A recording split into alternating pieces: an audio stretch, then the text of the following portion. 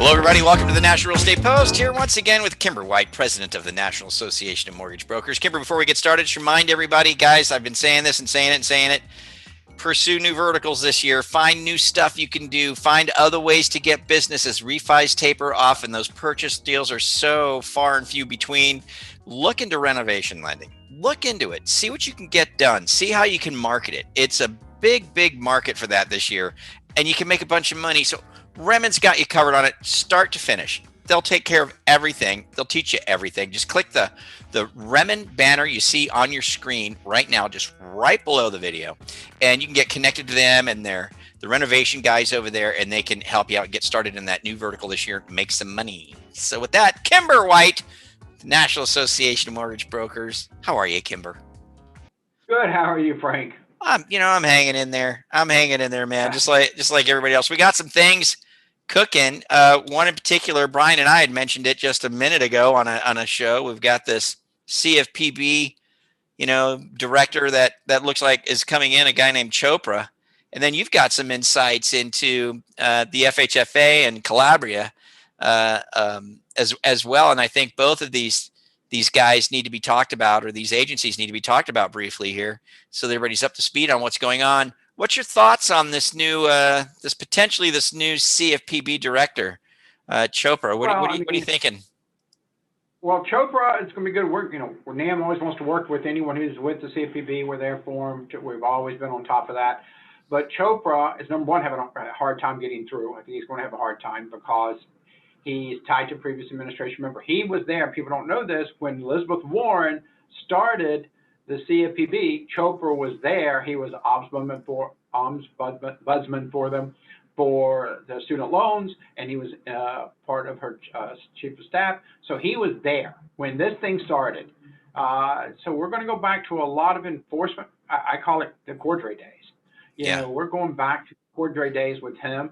The one that's already there now, the acting director, he's the same thing. He's very much a part of about enforcement, consumers, protecting consumers, and I think that's going to be a total different change. So yeah, it's going to be a different change when he does get committed into his role, and I think that once he gets appointed and is voted on, it's going to be different.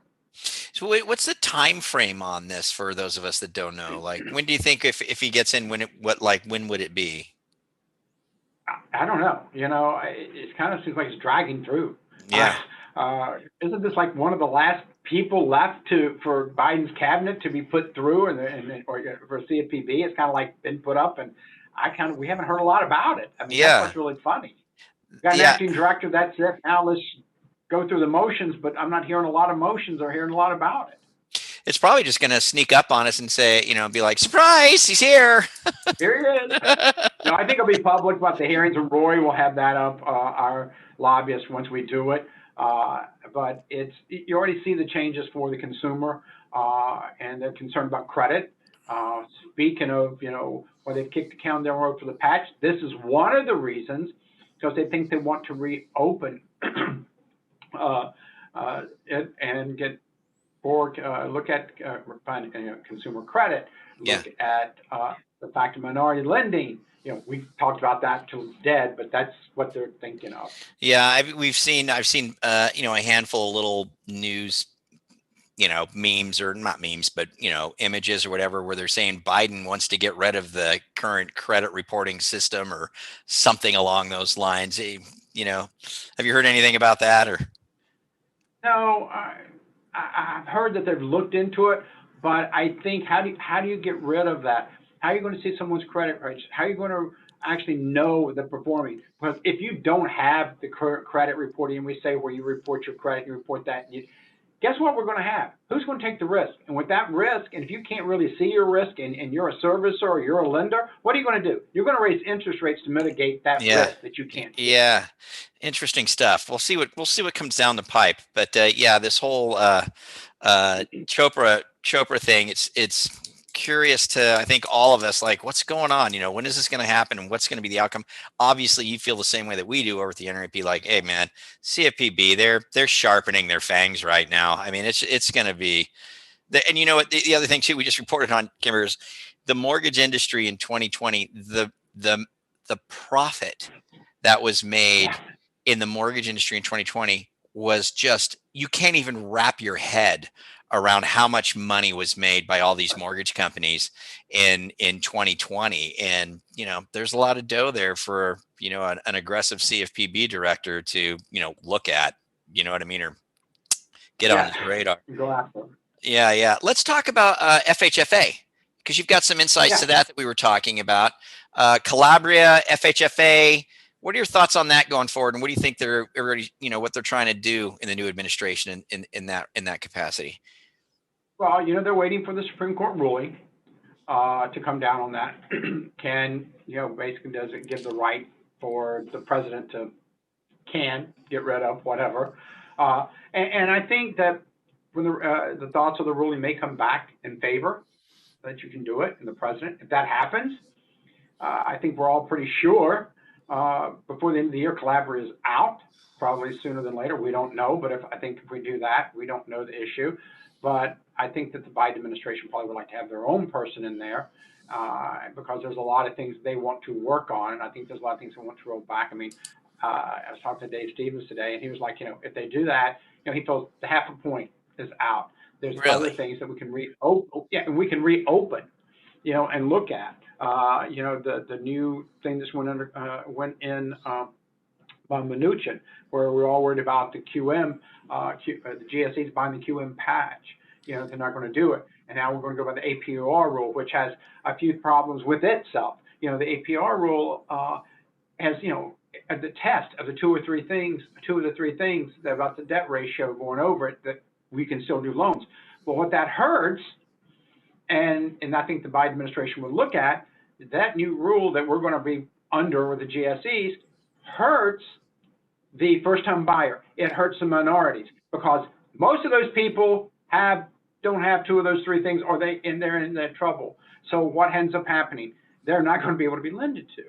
So I think that's the type of stuff that's going to be reopened and looked at, and that's my discussion on it. And then time frame on that. When do you think any thoughts from the NAMB perspective, like when something, that Supreme Court ruling might be coming out? No, we've been waiting on it. I don't think Roy, as we've talked about it, I don't think I talked with Dave today. I don't think anyone really knows when that's going to come out today. He was on my an event that I did today on Zoom, and we don't know. I would say sooner than later. I would think they would rule on that. This is so interesting. It's like there's these things that are just floating around out there. Like these are important things, just like, when's this going out? Like, I don't know. Yeah, somebody else like, what are those people doing over there? Yeah, and one of the things we're talking about too right now is I'd like to say so that everyone understands, come July 1, we will still be operating, and I think a lot of people needed clarification on that because they're like, oh, the GSEs aren't going to buy the QM patch. Well, no, they're not going to guarantee it, but they're going to put in the Kraninger rule that was there, the APOR that was supposed to go in, that the CFPB decided that they were going to keep the patch and kick the can down the road. But as far as Fannie and Freddie is concerned, FHFA, that they are going by the rule of Kraninger, and that's what we're going to be using. And so July 1st, we're going to be operating under that APOR rule. That's what we'll be operating on. So it's basically, I called it two entities, like, the Hatfields and McCoys on both sides, but we're still going to be able to operate under July 1st, that rule. I know that doesn't make sense, but it's the craziest thing. It's like, what is going on? It's nuts. But we're still going to be able to do mortgages. Everyone doesn't need to worry about that. July 1st, let them figure it out, figure out the dust.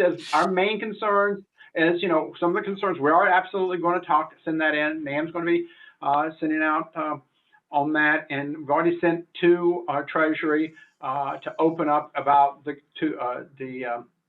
7% that is on second homes and investment properties. God. The NBA did a call to action. We're going to follow up. That's important. We got to look at it's what you said. All these things hanging out there. What we have to look at is what's important to us now. And what's important is the second homes and the 7% and the investment properties, because it's crazy. It's just going to drive rents up. It's going to drive people up. People who buy second, and those second homes are not for rich people. Always, a second home is a person who just wants a little getaway or something like that. That's your second home. And the investment properties, again, we've talked about that. Investment properties hurt. You end up with the rents, which hurts the people who are trying to rent, which hurts the people that the administration currently wants to help. So we need to work on that. And then, of course, I just mentioned the APR rule and the things that can hurt the first-time buyer and the minority. Those are the things that we need to be catching on. And we also need to be looking at the fact that, as Dave said, it's going to be a great year for purchase. We're going to have a great purchase year this year.